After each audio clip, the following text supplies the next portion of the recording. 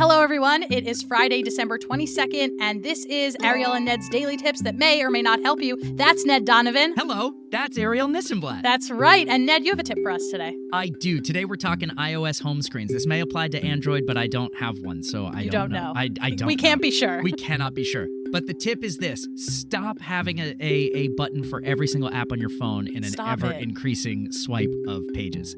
And the reason is actually very simple. Clutter is bad for your brain. It stresses you out. Having too many things to click on fundamentally amps up your stress reflex. And we don't want that when looking at your phone, because I bet you look at your phone more often than almost anything else in a day. So, especially if you're like me. So here is my tip.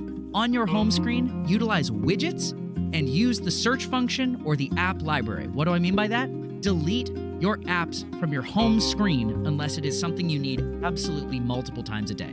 Otherwise, swipe down, type in your app as you use it. This is also really useful because it will start to tell you what you're not using. If you go to the app library, you'll see oh, I haven't opened that app in like 6 months. Great, guess what app you did not need on your phone? So this is my tip. Instead of having an icon for every single app on your phone, this includes throwing them in folders.